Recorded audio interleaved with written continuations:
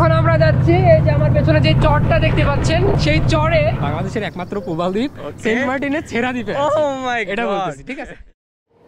If you wanna touch sky, never stop flying. আসসালামু আলাইকুম everyone. এখন আমি আছি হচ্ছে রাজশাহী 0 পয়েন্টে এবং আমার ঠিক পেছনে দেখতে পাচ্ছেন আপনারা, এটা হচ্ছে বড় মসজিদ। কিবার যাবেন? কয় টাকা? 40। ওকে ওকে, উই হ্যাভ রিচড হিয়ার।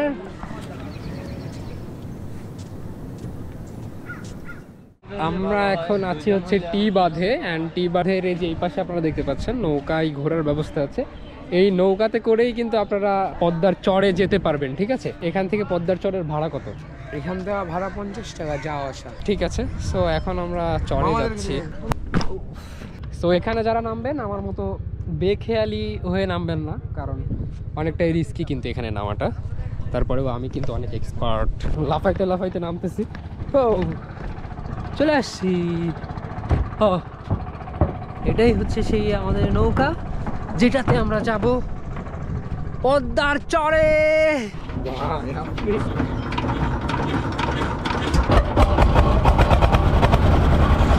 আমাদের নৌকা ছেড়ে গেল এখন।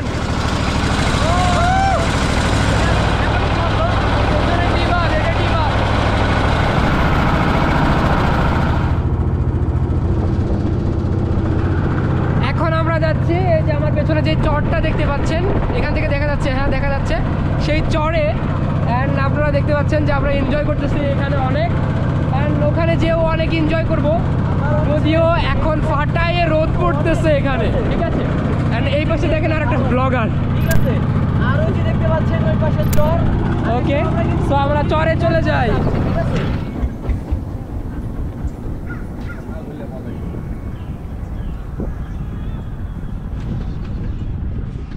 ও আমরা এখানে ইয়েতে চলে এসেছি, চরটা আছে সেখানে চলে আসছি, অ্যান্ড ইটস ফিলিং অসাম। মনে হচ্ছে যে ছেড়া দ্বীপে আসছি। ভাই কোথায়?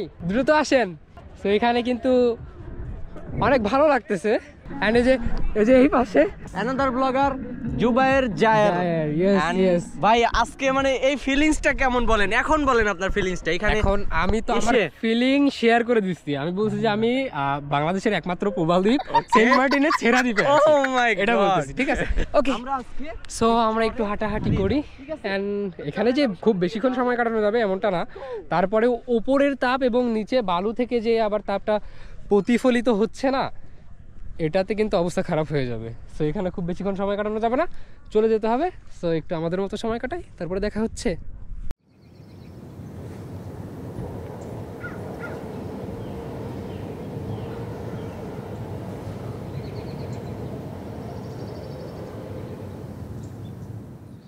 উপরে উঠতেছি, এটা খুব বেশি যে উঁচু তাও না, অ্যান্ড যদি উপরে যায় তাহলে উপর থেকে এমন দেখাবে। অ্যান্ড আমরা এখন উপরে আছি, অ্যান্ড উপরে আসার পরে দেখতে পাচ্ছি এখানে কাজ চলতেছে। এটা একটা মসুর। হ্যাঁ মশুরে। আসসালামু আলাইকুম চাচা, কেমন আছেন? মসুর উঠাচ্ছেন? আচ্ছা আচ্ছা, কতদিন ধরে হচ্ছে এটা উঠানো? আসসালামু আলাইকুম। অনেকদিন থেকে। মামা ভালো আছে? আচ্ছা আচ্ছা, ওই পাশে মিজান ভাই চলে আসছে। এখন কথা হচ্ছে, আপনার সাথে একটু কথা বলতে চাচ্ছিলাম। এই চরের উপরে কি কি আবাদ হয়? গম, মসুর, আপনার শস্য। গম, মসুর, সরিষা এগুলো হয়, তাই না? আর হচ্ছে এই চরটা কি যখন বর্ষার টাইমে ডুবে যায়? ডুবে যায়। আচ্ছা আচ্ছা, শীতকালের শুরুর দিকে এখানে আবার এই এরকম চর পড়ে যায়। এটা নাইস একটা এক্সপিরিয়েন্স। আপনাদের বাসা তো এখানেই মনে হয় না? বাসা আমাদের এই এলাকাতে। সো খুবই ভালো। আচ্ছা, ওই পাশে কি মানুষ বসবাস করে? বসবাস করতে চর মাঝার দেওয়া আছে। আছে ওদিকে না? আচ্ছা, ওই পাশে যাওয়ার ইচ্ছা আছে। দেখবো যদি কভার করতে পারি আজকে, তাহলে ওই পাশেও যাব। অ্যান্ড এই যে পেছনে এখন দেখতে পাচ্ছেন গম গম গম গমের খেতে আছি। আমাদেরকে যেই হচ্ছে নৌকা নিয়ে আসছিল সেই নৌকা তো এখন চলে গেছে। আমরা কি নৌকাতে চলে যাবো? এটাতে চলে যায়, চলেন। হ্যাঁ বাবা, আমরা তো অন্য নৌকায় আসছিলাম, সে কি এখানে আসবে নাকি আপনার সাথে চলে যাবো? ভাড়া দিয়েছিলেন? না, যাওয়ার পরে হবে না তো আবার উঠেন। হ্যাঁ ওঠেন মামা is look like a gangster. Yes.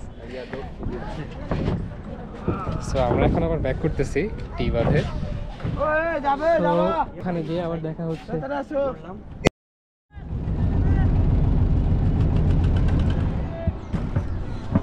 Relax. ওই যে ডাকতেছে ওর কাছে যেতে হবে, ঠিক আছে। সো আমরা চলে আসছি এখানে, এন্ড এই যে আমাদের এমসি স্ট্যান্ড এই যে এখানে আছে, হ্যাঁ উপরে যাচ্ছি। এন্ড এখানকার যে রাস্তা, ওয়াও, ও মাই গড।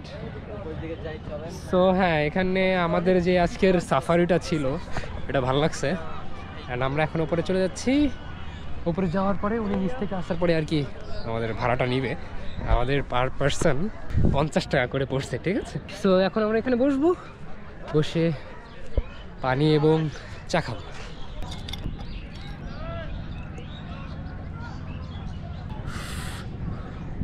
চা খাওয়া শেষ, ওকে।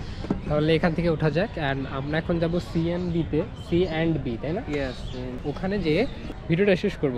ওখানকার এনভায়রনমেন্টটাও অনেক সুন্দর, বিশেষ করে বিকেল টাইমে এই সকল জায়গাতে আসলে আরও বেশি ভালো লাগে, এখনকার থেকে বেশি এনজয় করা যায় সেই সময়টা। সো ওখানে চলে যাওয়া যাক। নদীর মানুষের দুঃখ বেদনা দিয়ে আমি টাকা অর্জন করিনি, আচ্ছা আচ্ছা, করবো না, কখনো না। ইনশাল্লাহ। So here's the C and B road, and এটা হচ্ছে অনেক সুন্দর একটা রোড।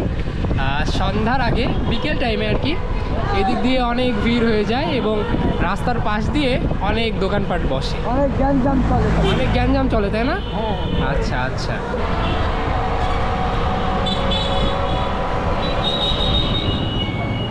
ওকে, সো আমরা ওই সি অ্যান্ড বিতে ওখানে নামই নেই, কারণটা হচ্ছে ওখানে এখন কোনো দোকানপাট নেই।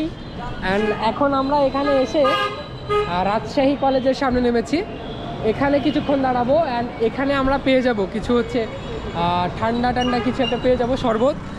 সো এখানে ওটা খাবো, খাওয়ার পরে আর কি ভিডিওটা শেষ করব। তো ওই পাশে যাওয়া যাক। কত করে? 5 টাকা। দুইটা দিবেন।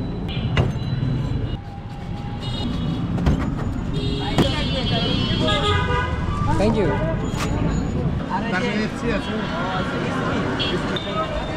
এই সময় এগুলা খেতে ভালো লাগে। অ্যান্ড এই যে পেছনে মামা এটা খাচ্ছি, ভেতরে যাওয়া যাক।